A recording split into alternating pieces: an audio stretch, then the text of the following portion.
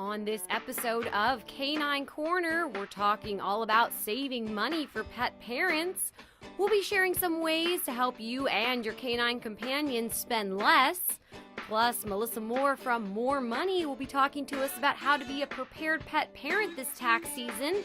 And we'll introduce you to this adorable little guy who's looking for a forever home. All this coming up right now on Canine Corner.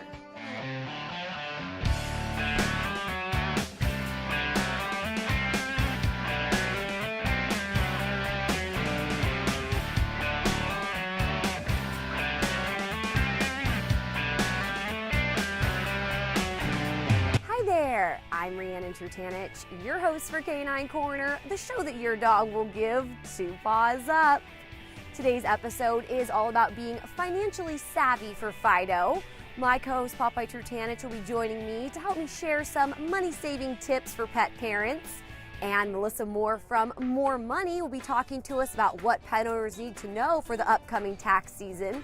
But first, let's meet adorable rescue dogs from Pug Nation Rescue of Los Angeles. Pug Nation is a nonprofit rescue, and our mission basically is to rescue any pug in Southern California that needs our help, whether they're in a shelter, an owner can't take care of them, they're found as strays and the owner can't be found. We're fortunate enough to have a facility, a 24-hour facility, so we take the pugs in, we get them medical care, and we go about trying to find them homes. And the great part about our facility is it's kind of half senior villa, so those who can't get adopted can live out their lives happily with us. The process is pretty easy to adopt. You go on our website, there's a lot of information, all the steps. You put in an application, we contact you for a home visit because we do like to meet everyone, make sure the house is safe, and then once they're approved, you can make an appointment at the facility or go to one of our events to adopt. We are open 7 days a week from 12 to 4 for visitors. But if you do want to adopt, we encourage people to go through the process first. They might come to the facility, fall in love with a dog, but by the time they go through the process, the dog could be adopted already. So we do encourage people to go to our website and start there. Well, this is Addie. She's about 11 and a half years old. She was an owner relinquish. Her family had had her for quite a long time. They relinquished her to us because they said she was incontinent, so she would pee on herself when she slept. And the upkeep of cleaning up after her was tough for them. On top of that, she does suffer from chronic UTIs, which is a urinary tract infection, which they do need medication for. Unfortunately, dogs like her who constantly have the UTIs, we've always been told by our vets to just monitor them, because if you treat them all the time, they can become immune to every single antibiotic. And if a bad one comes along, then you're kind of out of luck. But we've not really had many issues with her. She does have a UTI right now, but like I said, we're just monitoring her for that. She's great with other dogs, loves to be snuggled up with them. Like any pug, loves human attention. So whenever a visitor comes in, she's one of the first to run over there and wants to be pet, and she'll roll over. And she's also quite a snorer, which to us is a lullaby. We don't mind the snoring, but she's just a great little girl. She's perfect, really. Good with walks and lots of energy. So this is Tommy and this is Dolby, and they're a bonded pair. Tommy is 10 years old, Dolby's 13. Tommy is actually in pretty good health for the most part. He came to us with 9 really bad teeth, had a dental, and all the teeth had to be removed. So he has no teeth now, poor guy. So he would need soft food or his dry food soaked, so it's easier for him to eat.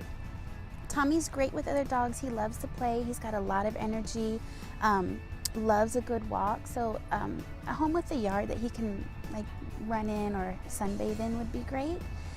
Dolby, on the other hand, is deaf. We believe he's had chronic ear infections his whole life because he has the typical head tilt that usually accommodates the bad ear infections. And so he doesn't hear really at all. His sight is good for the most part. He's good with other dogs, but doesn't really love to share his bed with anyone outside of Tommy. So, but they're great together. He has a sweet little trot when he really gets going on a walk. They're a great pair. Dolby seems to rely on Tommy more than vice versa. Tommy's more social than Dolby is. but they really would be a great addition to any home. This is Tiska. He's 9 years old. He was an owner relinquished to us. Unfortunately for him, he was left in the backyard, so he did have an ear infection that went untreated, so he's deaf. He does have some sight impairment as well. This guy, he's a gentle giant. He's a big boy, but he's really come out of his shell since he's been with us at the facility. He's mapped his way around the pen, knows where his water bowl is, and he's really easygoing. Sometimes the other dogs will pick on him a little bit, and he just kind of takes it. So he's a mellow guy. He is in the beginning stages of kidney disease. At this point, it's just a matter of treating it with diet. He's not even on any medication for it. So basically, our vet just recommends having him obviously take into his annual exams and having his blood work checked every year. But aside from that, he's cool. He's not showing any signs of any illness or anything. He gets along really well. He does have slight hind end weakness in the back, so he does kind of drag his feet a little bit, but he's still great with walks, and sometimes we see him trot a little bit when it's dinner time. And that's another thing. He's actually pretty quiet. We've only heard him bark maybe 4 times since he's been with us in the last month and a half. So he's very easygoing, great couch potato buddy. So he's really sweet. So Tiska is part of our HIPPO program. It's a program we started about 3 months ago. HIPPO stands for Honorary Pug Parent. So basically we have volunteers that come in and are assigned to one pug specifically, and either 1 day a week or whatever day works for them. They come in for a full hour or more if they want to, and just spend time with that specific pug that they're assigned to, so they can either stay in the facility with them if they have some like hind end issues and can't walk, or they can take them out to the park. They can take them for sleepovers if they've been house checked. And Tiska has been in the program now for about 3 or 4 weeks, and he has really thrived. We've seen him really come out of his shell, and we believe it's because of that program, because sometimes the older kids kind of get looked over by visitors that come in. So it's really great that he has one person assigned specifically to him, and he's getting to know her, so he knows when she's coming into the pen to visit him, and it's a really, really great program. And if anybody's interested, they would just go through our volunteer orientation, and then they can get information from there as to how to go about becoming a HIPPO. We have 10 dogs in the program now, which is really great for us. We're hoping to expand some more. And in all 10 of them, we've seen a huge change. So it's been really great for Tiska, because he's really come to life since being in the program. If you are interested in adopting one of the dogs, please contact Pug Nation Rescue of Los Angeles by visiting pugnationla.org or call 310-327-7871. Again, 310-327-7871. Those dogs are so cute. Now, finding new ways to save money is always great. So my co-host Popeye Trutanich is here to help me share some ways that you can save money as a pet parent. So who doesn't love saving money? And if you're a little creative, there are some ways that you can save money when caring for your dog. The keys are prevention and preparation. Let's first talk about health, where prevention is the #1 thing. You should take your dog in to see his or her veterinarian once a year for an annual exam, and of course keep your dog up to date on all vaccines. It's a lot easier and a lot less expensive to bring your dog in for an exam or a vaccine rather than to have them treated for something down the road. So prevention and early detection are definitely key. You of course want to have your dog spayed or neutered for obvious reasons, but also to help with some health conditions. Now, there are a couple other things that you can do to kind of save money when talking about your dog's health. You should, of course, check with your veterinarian before doing anything, but a couple things that I like to do. I have Popeye's brush here, and I just kind of like to brush him with this soft bristle brush.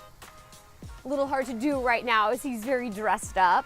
But this just allows me to kind of keep an eye on him and, check and see if he has any skin conditions, anything like that. It's nice to do on a daily basis too, and I'm sure it's very relaxing for him. Now, another thing that you can do is brush your dog's teeth. I have Popeye's very own toothbrush and his doggy toothpaste. You of course want to use toothpaste for dogs, not toothpaste for humans. That's harmful to pets. But here I have his toothpaste. And I just put a little bit on the brush. Oh, you know what time it is, Popeye. I just brushed his teeth. Now let's talk about food, Popeye's favorite topic. You should never skimp on the quality of food that you feed your dog, but there are some things that you can do to save money. The first thing is to buy your dog's food in larger bags. Rather than buying the food in a smaller bag like this, buying your dog's food in a larger quantity can help you save money and get more of a discount. You can also store the food in an airtight container because you don't want that food to go bad or to get kind of stale and less fresh. Now, another thing that you can do is to stock up on your dog's favorite treats and food when they're on sale. Just remember to always check the expiration date. You can get coupons online, and even in store you can get coupons sometimes. And you can even follow the brands on social media to find out when they're running promotions or have sort of any specials going on. Now, there are a couple things that you can do around the house. The first thing is to wipe your dog's paws down each time he or she comes in from going outside. You can use an old towel or even paper towels. This will help you cut down on floor cleaning costs as well as carpet cleaning costs. Now, just like you baby-proof a home, you should dog-proof your home. Make sure that all toxic cleaning products, all toxic foods are out of reach from your dog or stored in cabinets that your dog cannot get into. You should also kind of go around your house and think like your dog. What would your dog be able to get into? In that cabinet, what's in there? What could potentially be harmful to him or her? This will help you get an idea of how to store things and how to keep your home safe for your dog. You should make sure that you put all toilet seats down so your dog doesn't get in there and start drinking the water like somebody likes to do. You should also, of course, secure all trash cans so your dog doesn't get in and eat something that could be harmful to him or her and potentially end up in a visit to the vet. Now, just because we're saving money doesn't mean we can't have fun, right, Popeye?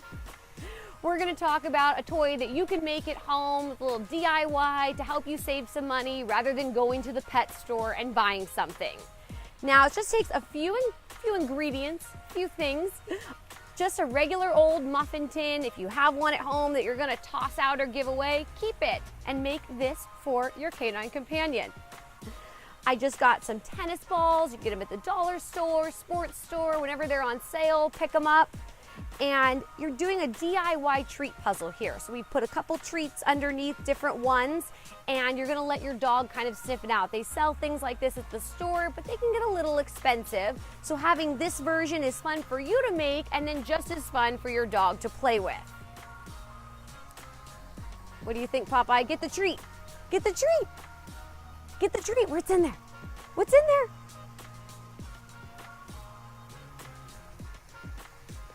What's in there? Popeye, look. What's that? What's that? Get it. Get it. Popeye, get it. Get it, Popeye. He found him. He's too smart for me. If you give any of these ideas a try, reach out and let us know. We always love to hear from you. You can tag us on social media using #DoggyDollars. We're going to take a short break, but don't go anywhere. There's much more doggone fun when we come back.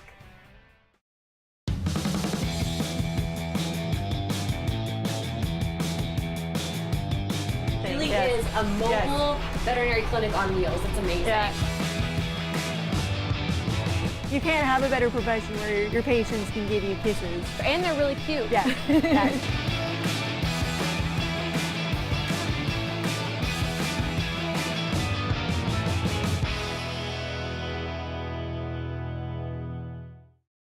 Welcome back to Canine Corner. I'm your host, Riannon Trutanich. Ever wondered if your pet could help you save money during tax season? Well, Melissa Moore from More Money is here to talk to us about tax season for pet parents and how some pet owners may be able to save. Well, there's three types of animals that qualify for deductions. You have your ESA, which is your emotional support animal, and you have your service animal, which would be a dog that was trained to help someone with some kind of disability, and then your guard dogs. And contrary to popular belief, you do not have to register either your ESA or your service animal, there are tons of places on the internet where they say, oh, you have to get this certification, it costs $200. No, you do not. The only thing you need to do to register an ESA, an emotional support animal, is to get a letter from your psychotherapist or psychiatrist that says that you do well having this dog as a therapy dog for yourself. That's all you need. You just have to be able to produce that letter if you're ever asked for it in, say, an insurance audit. You are able to deduct a lot of things. If they are an ESA with the letter, it's pretty much everything to do with the dog. So it would be the food, it would be the vet, it would be grooming. Wow. It would be just about anything you can think of, including, say, if you're moving and you do something special for the dog that costs money to move the dog, that's deductible. So it's a lot of stuff. And then the same thing goes for a service animal. And service animal also does not need to be registered. The ADA, American Disability Act, is what governs the service animal. And the difference between a service animal and an ESA is that the service animal has been trained and has some function to help its owner. There is an actual tax form from the IRS that explains all the deductions that you can take. It's called IRS Form 520. And the 520 lists every single thing that you're allowed to deduct. So that's pretty handy. If I was to move with my dog during the year, would any of those expenses be deductible? Right, so if it is a service animal, then if you have to buy a case, a carrying case, that would be deductible. If you somehow need to provide different transportation, I don't know what it would be, but different transportation to get the animal from one house to the next, that would be deductible. Okay. If you called an Uber for the dog, that would be a deduction. Okay. And that's only for your ESA or your service animal? Correct. Guard dogs, it gets pretty tricky with guard dogs. First of all, you're not allowed to deduct the cost of the guard dog, but you can deduct the care and feeding of the dog, except only a percentage, and that's when it gets tricky. So you have to figure out in the course of a 24-hour day, how much time is the guard dog doing its duty? Right. So if they're only doing it half of the day, you can only deduct 50% of the food and the vet and the grooming. Wow. So it gets a little complicated. And of course the biggest lesson is to save your receipts so that you can prove all this. But they are absolutely legitimate deductions, which is great for people. Wow. And you wonder how many people out there who have those types of animals aren't taking advantage of that. Right, exactly. And if I was to foster a dog with a rescue, and sometimes the rescues provide the food and the bedding and all that, but if I was to go out and buy it, would I be able to deduct that? No. Okay. It gets tricky with fostering animals because you cannot deduct the cost of adopting the animal, the fees that you pay. However, any contributions that you make to the shelter are completely deductible.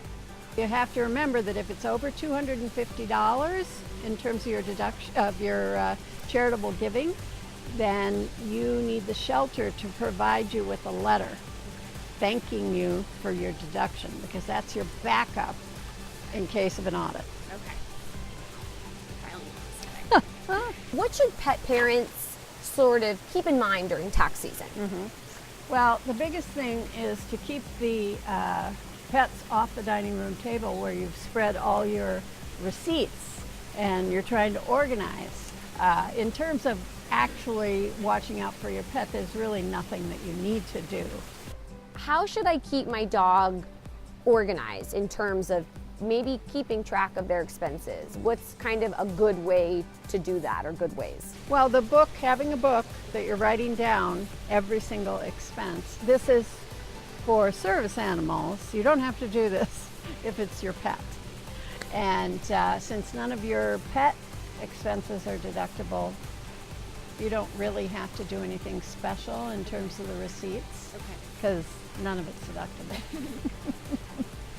Might be a good idea though, just to let you know what you spend on your pet. Oh yeah, oh very much so. And we often, when we set up someone's books, we often have a category called pets. And so at the end of the year, when we're reviewing their annual expenses, Yeah. they're often quite surprised to see what that big number is. So it's always good. I mean, as a bookkeeper, I want people to know their numbers, and so that's one of the numbers they should be aware of. Yeah. If you are interested in contacting Melissa, give her a call at 310-694-3277 or email her at melissa@moremoney.co. If you would like more information about More Money, please visit the website moremoney.co. Please remember that service dogs and emotional support animals are working dogs who help their humans in such amazing ways. Melissa is back now to share more money information for pet owners. How can I keep track of my pet's expenses? Keep a little book. If you just have a book that you can note all your expenses, so even if you lose a receipt, you have your expense in the book. Okay. And you'll just add up all those expenses at the end of the year. Okay. And give those to your tax preparer, and you'll get all that deduction. Because if you lose a receipt under $25, it's not the end of the world. But note it in your little book. Just put the date and the where you bought whatever it was and the amount, and that should do it. What are some accommodations emotional support animals and service animals receive? You know, if you have a service or a therapy dog, you should be able to get a seat on a plane for free. You shouldn't have to pay for the animal. I mean, they prefer that you have the animal on your lap, but if you can't, if it's too big, they have to provide a seat. And things like hotel rooms. A hotel is not allowed to say no pets because ADA again, they say that they have to allow all pets and the therapy service pets.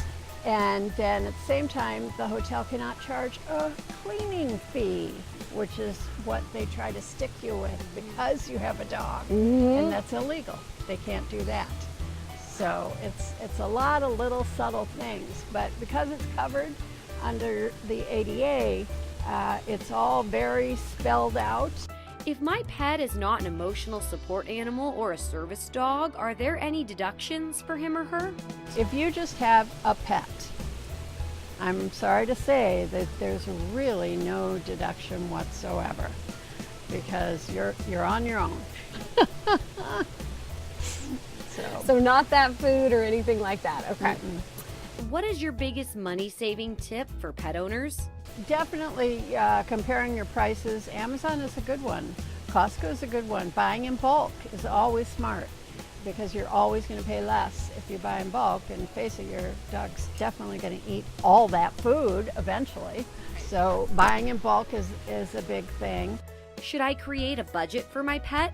That's not a bad idea. If you can figure out how much you spent on the dog in a year and then take that figure, first of all, analyze what's in there and see, I could have bought, I didn't have to go to Sentinella Feed to buy my dog food. I could have gone to Amazon, things like that, and figure out the best way for your pet dollars to be spent. And then based on that, take that big figure and then divide it up over 12 months and have that be your budget for the pet. So that works pretty well for people. And is it maybe a good idea too, if there is money left over within that budget or your own budget, to maybe start like a emergency pet fund in case your dog has to go to the vet? I know those add up very quickly. And pet insurance is, a lot of people don't have pet insurance. So if you had a little part of your checking account that was just for that, that would be really smart, because if you do have a vet visit that costs $1,500 and you've saved $1,000, it makes it a lot easier to swallow. Definitely. What is your company, More Money? So More Money, I started this company about 32 years ago, and I provide bookkeeping for small companies and individuals. I do have a couple of larger companies, which is great. My big mantra is know your numbers. So what I do with people is, on a monthly basis, we have a Zoom call, and I have their profit and loss on the screen for them to look at. And then they see, okay, this is what we brought in, this is what we spent, and then we can really analyze the spending, because I can drill down, okay, this $500 that you spent on meals, look at all these restaurants you went to, things like that, and that really helps. I have helped people with budgets, and the biggest thing is the knowing your numbers. I hear from people, I don't know how much I spend a month. I have no idea how much I should be making. And until you know what you're spending, you can't figure out how much you should be making. If you are interested in contacting Melissa, give her a call at 310-694-3277 or email her at melissa@moremoney.co. If you would like more information about More Money, please visit the website moremoney.co. If you have a question, contact us and we'll be sure to get you the right answer. Call us at 310-618-5762 or email us at caninecorner@torranceca.gov. If you have any questions or would like more information about these tax deductions, always consult a tax professional. Now, if you missed the rescue pups at the beginning of our show, or if you're anything like me and want to see the adorable dogs again, here's your recap. Addie is an 11-and-a-half-year-old pug.